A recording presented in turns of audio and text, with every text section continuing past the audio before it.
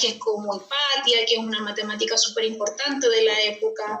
Va a estar Hiparco, importante también, Aristarco, gente que trabajó en la astronomía, que fueron los primeros en hacer su aporte. Por ejemplo, en el caso de Hiparco, todo lo que fue la fotometría de las estrellas, poder hacer un catálogo de los objetos celestes, fue la primera persona en hacerlo, que nace también gracias a esta escuela de Mileto. Entonces, si se dan cuenta, esta fundación que se hace no solamente aporta la parte de la física, sino que también lo hace a todas las otras disciplinas que nosotros vamos conociendo, también a la música, entre otros. ¿Ya? Entonces, súper importante el aporte que se hace acá. Yo aquí lo traté de resumir entre lo que está relacionado más con el átomo, o cómo trataban de explicar lo que era el átomo, principalmente asociado a los elementos, o a los 4 elementos que plantea Aristóteles, que después los va a llamar sustancia, que también nace la idea de el arjé, que es como Anaximandro explicaba el cambio que veía en la naturaleza, el cambio de, por ejemplo, cuando el agua estaba líquida y pasaba sólida, o cuando había fuego y se apagaba. Entonces, a través de un lenguaje tan simple que ellos llamaban arjé, ellos explicaban estos cambios, los diferentes cambios que veían en la naturaleza. Entonces es súper importante tener claro que desde la Grecia antigua se empieza a tratar de explicar de qué está formada la naturaleza, de qué estamos formados nosotros. Entonces, después de los pensadores presocráticos, aquí teníamos una ilustración, es una imagen que está pintada, realmente no es que haya sido tomada, de cómo se piensa que era la escuela presocrática, la escuela de Mileto. Entonces, hay muchos personajes acá importantes, entre Hiparco, Aristóteles. Ahí se juntaron todos, ¿cierto? Claro, se pinta la mayoría, la gente más relevante, ¿sí? Hay muchos otros personajes que están acá, que inclusive no están mencionados, pero que, como les decía, hicieron aportes a otras áreas de la ciencia, a otras áreas del conocimiento. No lo pensemos como la física solamente, sino que a todo lo que sé que quería estudiar en ese momento, que era la música, las artes, la historia, la matemática. Sí, que en ese momento tampoco estaba como tan definido qué era la matemática o qué era la física. No había como esa división tan clara que tenemos hoy en día. Inclusive hoy en día hay como algunas deficiencias en poder definir tan claro qué es matemática o qué es física, etc. Entonces, en esa época menos todavía. Pero esto es una representación artística que se hizo mucho tiempo después. Entonces, después, los atomistas que venían después de lo que ocurre con la escuela de Mileto, de los aportes que hace esta escuela, comienzan a hablar del concepto de átomo.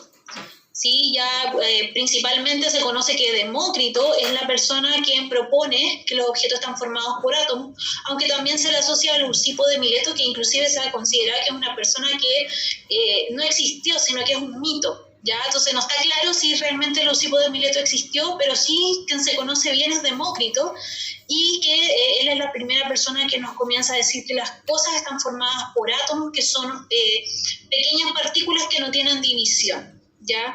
Que son cuantitativamente infinitos, es decir, que yo los puedo contar, pero que son infinitos, no terminan jamás, ¿sí?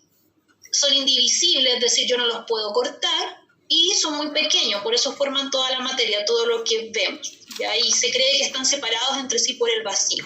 Entonces acá lo que veíamos son como las ideas principales que propone Demócrito respecto a lo que es el átomo, y se crea todo un movimiento de atomistas, que en realidad acá lo importante es recalcar los aportes de Demócrito, ¿ya? Porque los aportes que hacen otros atomistas al final siempre están basados en estas principales ideas de las características de los átomos que propone Demócrito, ¿ya?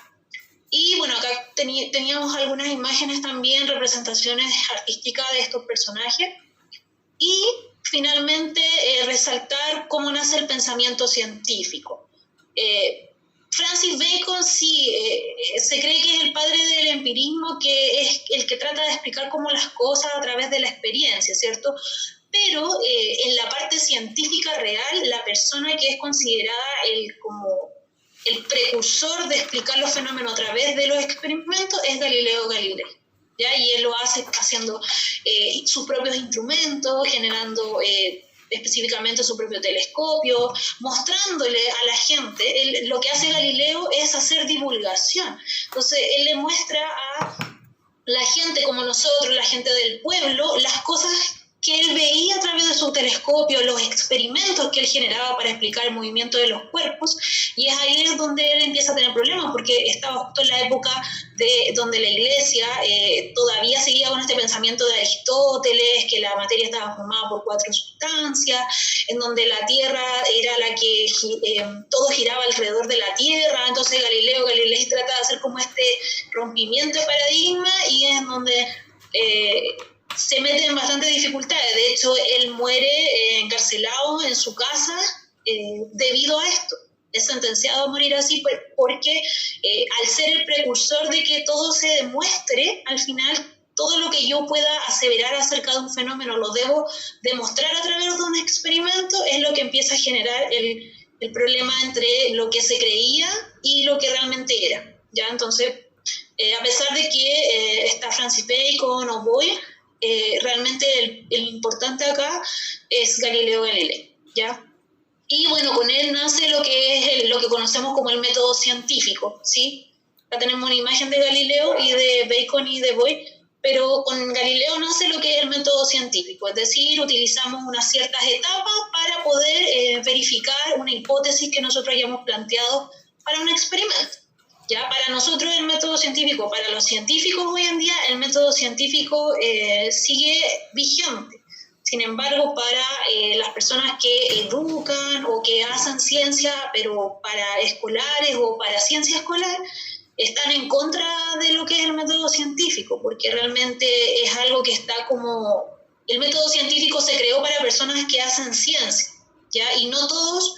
Nosotros estamos aprendiendo ciencia, pero no necesariamente vamos a vivir de la ciencia o vamos a hacer ciencia toda la vida. Entonces, ahí hay un poco de una diferencia de opinión respecto al método científico, pero la verdad es que a pesar de todo, a pesar del cuestionamiento que tenga, sigue vigente. ¿Ya? Entonces, eso era la primera clase.